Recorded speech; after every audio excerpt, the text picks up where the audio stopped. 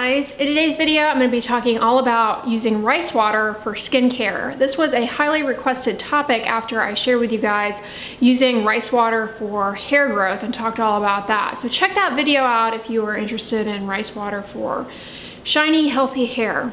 Anyways, rice water, you know, it's in a lot of skincare products. Remember when I reviewed Tatcha? I think that's kind of their hallmark featured ingredient. The reason for this is that rice water is actually rich in a lot of nourishing ingredients that are helpful for the skin and the skin barrier. Rice water is basically the water that's left over after either soaking rice or cooking it.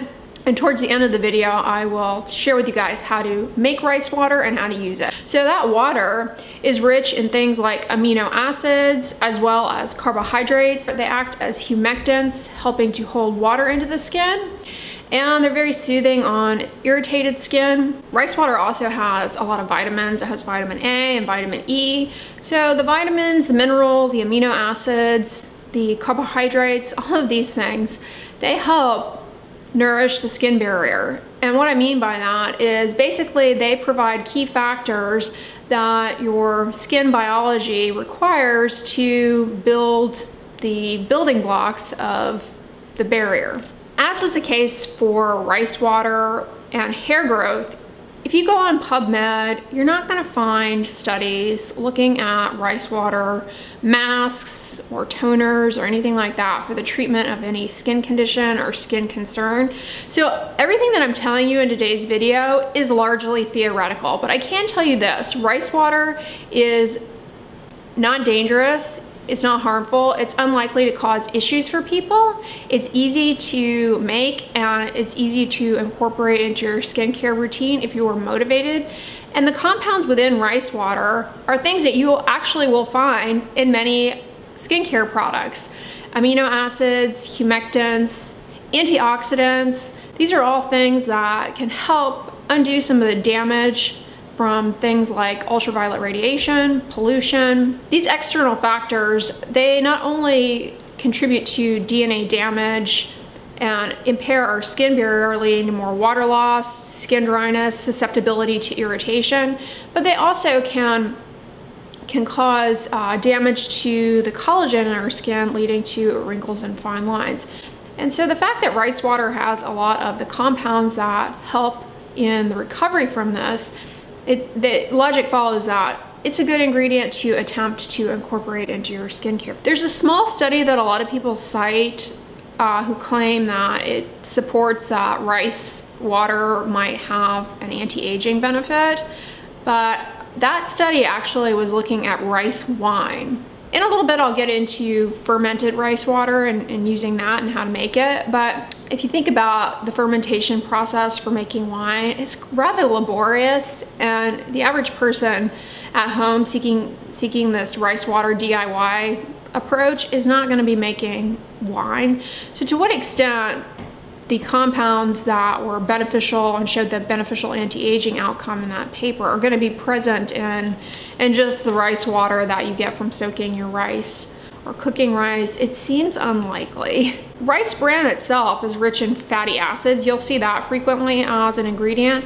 I honestly don't know to what extent those fatty acids are released into the water with soaking rice and cooking rice. I would imagine some of that is retained, but I couldn't tell you. Regardless, the combination of amino acids, humectants, carbohydrates, antioxidants, not only do those things potentially support your skin barrier and recovery of your skin from external damage throughout the day, but there's a growing interest in the skin microbiome and how in conditions like acne and eczema and rosacea, the bacteria that normally live in our skin, that mix of bacteria are disrupted in those different skin conditions, and it's that disruption that contributes to those skin diseases, it's thought. And so interventions that replenish the natural skin microbiome can help those conditions.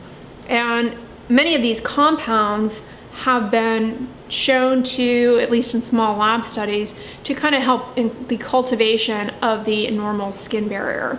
So for example, I'm getting a little bit off on a tangent here, but using thermal spring water, which has these same kind of things, amino acids, vitamins, minerals, has been shown to help foster the cutaneous microbiome. So one might extend that onto rice water as well, but again, no studies, and I'm merely speculating. Rice water in skincare might also yield a skin brightening effect, meaning it can improve the appearance of hyperpigmentation and even out skin tone. I say might. Because we know there is a compound called kojic acid. I have a video talking all about it. It is present in fermented rice, and specifically sake. So kojic acid you'll find in a ton of skincare products. It's been used in Asia for a long time for skin lightening, skin brightening, improving hyperpigmentation. Many people will claim that fermented rice water is going to be a natural source of kojic acid. And kojic acid absolutely can have a skin brightening effect. It does that by chelating copper, which is important for the enzyme tyrosinase that produces pigment. So that copper chelation can put the brakes on abnormal hyperpigmentation. And again, as with the rice wine study and anti-aging, I'm not so sure that merely cooking rice or soaking rice or even attempting to ferment your own rice, I'm not so sure you're going to get those levels of kojic acid, but hey, you may get a little bit. Kojic acid in most skincare products is going to be present at about 1% strength. Kojic acid, while it's great and it's all natural and it has a skin brightening effect, arguably the skin brightening effect with kojic acid, as an aside, is potentially comparable to hydroquinone. But like hydroquinone, people can be irritated by kojic acid and have problems with it. It also can be sensitizing and cause allergic contact dermatitis. But all that being said, I'm doubtful that rice water that you would make yourself is going to have that much kojic acid in it. At the very least, if you use rice water or attempt to incorporate rice water into your skincare routine, and I'll share with you guys some ways to do so, you definitely can expect an improvement in hydration, and you may see a smoothing effect just by space filling, because those cells are more hydrated, they have these nourishing factors, they're a lot happier in a sense, you have a better skin barrier. If you suffer from things like irritation, eczema, sensitivity, you might observe that those things improve somewhat using rice water, because it does have these nourishing compounds that are helpful for the skin barrier, and these compounds are also present in a lot of moisturizers. So it definitely is a sort of natural DIY way to moisturize your skin. It's not without risk though. I mean, you certainly can be irritated by it, but it's very low risk, probably even less risky than just using a basic moisturizer from the drugstore. But unlike using a basic moisturizer from the drugstore, we don't have clinical studies on actual people examining the efficacy of rice water in a skincare routine. So I'm merely speculating on that. If you want to try incorporating rice water into your skincare routine, there are 3 different methods you can go about making the rice water. The first is a simple soak method, in which you take half a cup of uncooked rice, it doesn't matter the type, white rice, brown rice, black rice, jasmine rice, and you soak it in 2 to 3 cups of warm water for about 30 minutes. Then you strain out the rice and collect the water, and you can use that. The other method is the boiling method, in which you take half a cup of uncooked rice, again it doesn't matter the type, in 2 to 3 cups of water, and you bring it to a boil over medium heat. You allow the rice to cook, and then you collect the water, or you strain out the cooked rice and collect the water, allow that to come to room temperature, and you could use that water. The other method is the fermentation method, and that involves basically the soak method, in which you take half a cup of uncooked rice, again doesn't matter the type, and 2 to 3 cups of water, warm water, and you soak the rice for 30 minutes. Then you collect that water and you leave it out at room temperature for 24 hours, after which you definitely want to store it in the fridge. The nice thing about the fermentation method is that it actually lowers the pH of that water, and an acidic pH is really helpful for your skin and your skin barrier. Most moisturizers and cleansers for the skin, they have a lower pH on the lower side, and so allowing the fermentation process to ensue for that 24-hour period acidifies the water, and that can add additional benefit. Not only that, things like antioxidants are released in the fermentation process.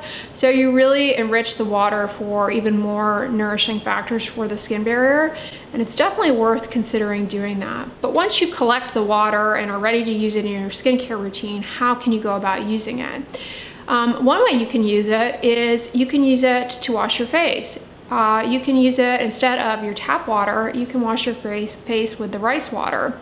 And if you're somebody who is going through a lot of irritation and peeling, either from a topical medication, or you just have a lot of irritation, and when it comes time to cleanse your skin, it burns, it stings, it's really uncomfortable.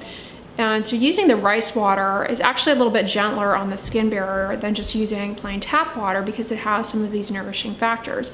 So you can just use a little bit of the water, splash it on your face, generate a lather with whatever cleanser you use, and then use the water to rinse your face in total.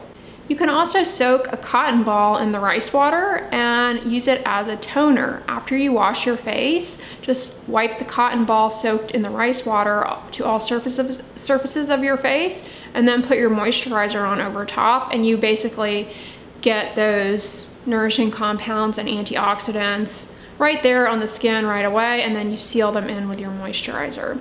If you're someone who enjoys doing a sheet mask in the evening, they sell these little rice paper masks. You can get them on Amazon to do DIY sheet masks with. You can soak those in the rice water and then put it on and do a mask for anywhere from 5 to 10 minutes or so.